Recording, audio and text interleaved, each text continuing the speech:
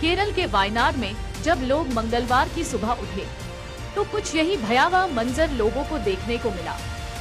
जैसे ही वायनाड में मूसलाधार बारिश हुई, चूरलमाला गांव का एक बड़ा हिस्सा शहर के सबसे भीषण लैंडस्लाइड में बह गया।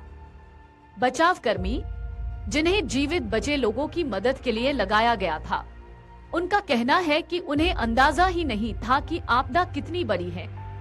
रात 2 बजे से सुबह 6 बजे के बीच इलाके में एक के बाद एक 3 लैंडस्लाइड हुए। भारी लैंडस्लाइड के बाद दुकानों और वाहनों सहित चूरलमाला शहर का एक हिस्सा लगभग पूरी तरह से बर्बाद हो गया है।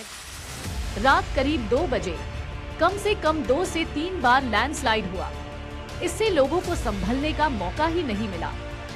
लेकिन वायनाड में लैंडस्लाइड की असली वजह क्या थी, ये सवाल लगातार चर्चा में है।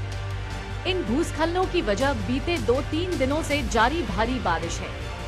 इतनी भारी मात्रा में अचानक हुई बारिश से मिट्टी कटती चली गई और फिर इतना बड़ा हादसा 2:30 बजे रात को हुआ, जिसका किसी को अंदाजा नहीं था।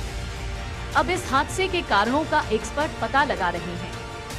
एक्सपर्ट्स का कहना है कि वायनाड के जिस मेप्पादी इलाके में लैंडस्लाइड की घटनाएं हुई हैं, वहां बड़े पैमाने पर मिट्टी का क्षरण बीते कुछ सालों में हुआ है। इसके चलते यह हादसा हुआ है और अचानक मिट्टी खिसक गई। दरअसल बीते कुछ सालों में इस इलाके से पेड़ों को बड़े पैमाने पर काटा गया है। इस वन क्षेत्र में बड़े वृक्षों को काटकर फसलें उगाने की कोशिशें हुई हैं। इसके चलते मिट्टी का क्षरण तेजी से हुआ है और लैंडस्लाइड जैसी घटना हो गई। एक्सपर्ट्स मानते हैं कि भले ही कई दिनों से चल रही भारी बारिश के चलते लैंडस्लाइड हुआ है, लेकिन ऐसे हादसों की भूमिका लंबे समय में हुए मिट्टी के क्षरण से ही तैयार हुई थी। बीते 2 से 3 दिनों से मध्य और उत्तर केरल में बारिश हो रही है, लेकिन इस बारिश से ही ऐसा नहीं हुआ है। लगातार चल रही बारिश से मिट्टी ढीली हो गई थी। जब मिट्टी में नमी हद से ज्यादा होती है और नीचे तक ऐसी स्थिति बन जाती है तो उसके दरकने की आशंका बढ़ जाती है।